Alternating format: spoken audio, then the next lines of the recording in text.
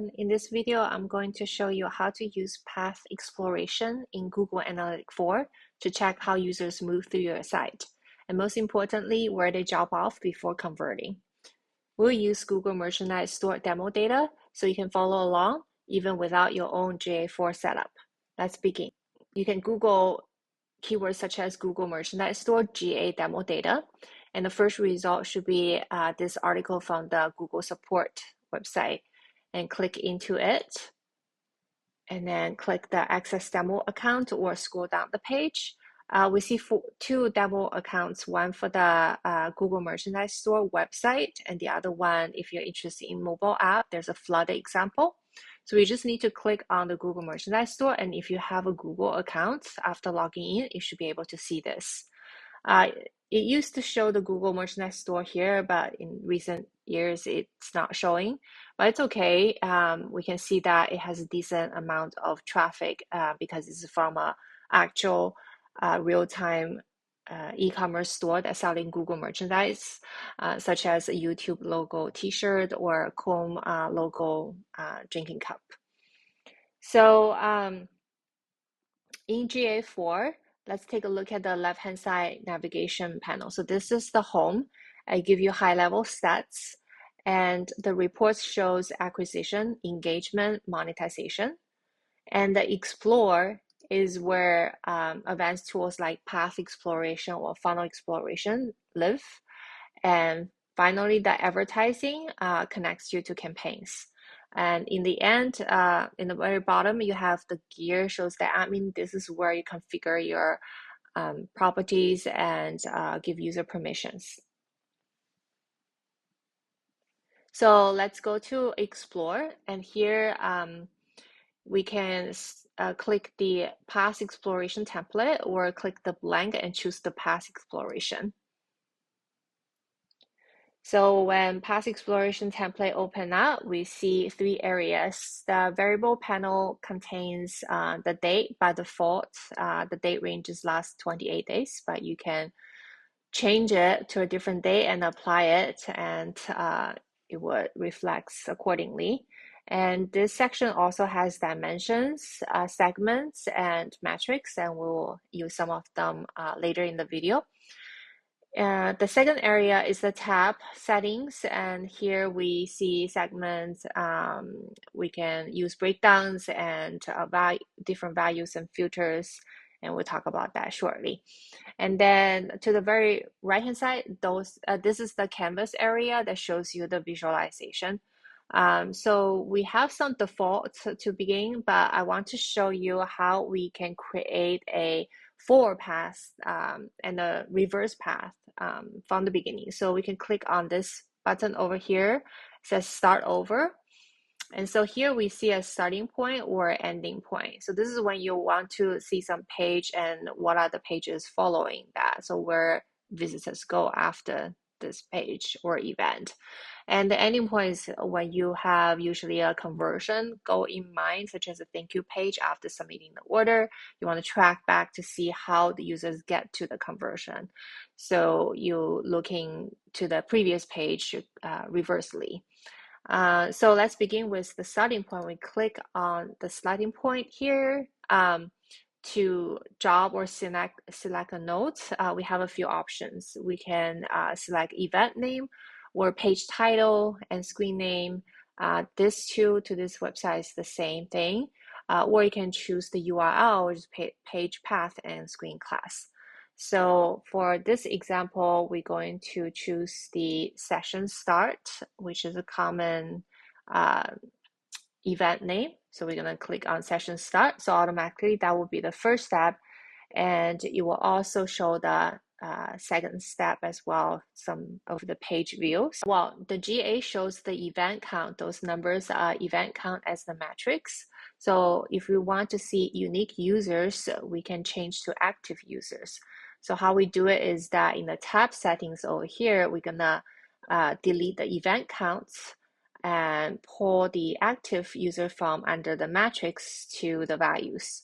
And now we can see the numbers updated to reflect the active users instead of event counts. So let's explore this user journey, and we can use the plus sign to expand more to see more of the events after the session starts. So people starting to see the page view, or we can also in here change to see what pages that people are viewing by click the page title and screen name. So sure enough, we see most of people start the session by the home page. So we see the highest active users number in the home page. And then there are other pages such as bags and apparel. Those are also popular. We can expand 10 to 15 more elements at one time.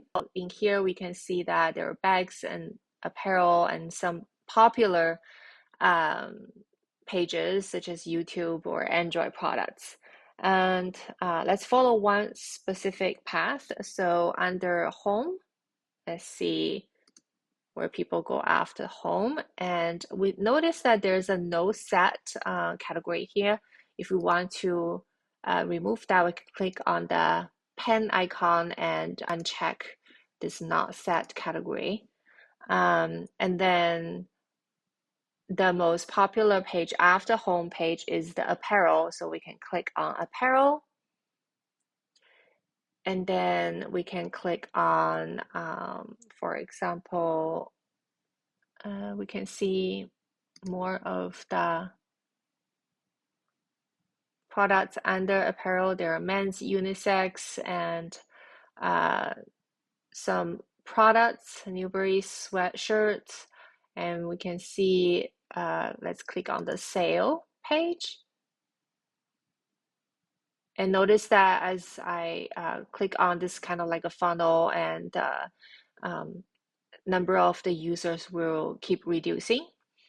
And then in the sales, people are looking at, for example, they were looking at the Google Beachcomber full zip windbreaker. So after that, where do they go? And so they check out this product, and then they probably go back to the sale and look for more. And then they didn't find anything that they like to see in the sale, and then they look at what's new. And so we've come to the end of this journey. If you click on the other products, we may able to see even further along the path. And then the maximum path here is 10 steps. So we'll expand out to maximum of 10 steps. If you want to continue though, you could right click any notes such as sale and choose start new path from here. So we want to watch for the drop-offs indicators at each step. If there's a big drop after a product page, we should investigate whether it's poor UX, missing information, or slow load times. So we can see that people keep browsing different kind of products, and they're like jackets and similar kind of like men's jacket or unisex jackets, etc.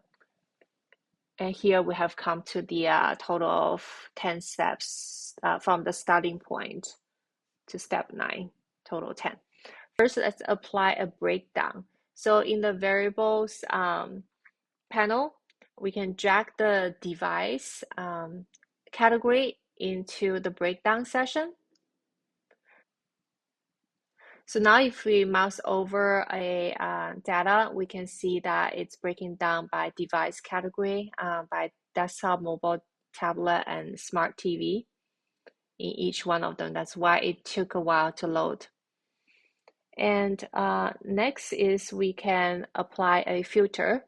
So under the, click on the plus sign under the filters, and we can choose country, and then we can match United States.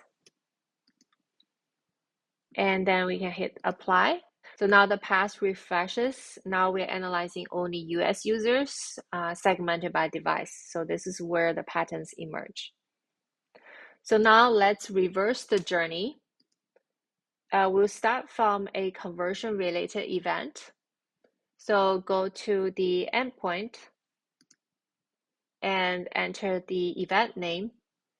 So I'm curious about a add to cart event, but it's not on the top of you could load more and more, but it's not on the top. So I'm gonna click on the magnifier to look up by cart, for example. And so I'm gonna click add to cart. We can see the events now are added from right to left. So first you will see add to item. Then if we click on the add to item, we can see the page view. If we want to understand what pages are they, we can click on the page title. Now we see the popular product that people like to add to cart. That's including top rank is the Google Newbery sweatshirt, and then there's a backpack, t-shirt, and so on. We can click on the Newbery sweatshirt and see where people came to this product page, and most of the people came from the apparel page. So here we find out two things. One is a Google Newbery sweatshirt is a top product, and second, most users land on it from the apparel page.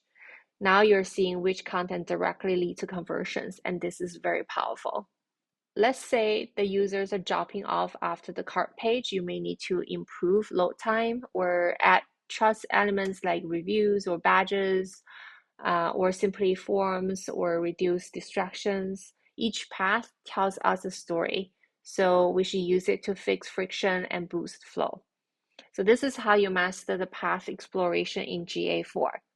So we want to start from session or conversion events. We want to use the active users for people-focused insights, or event name for event, and apply breakdowns and futures, and we'll read both forward and reverse path.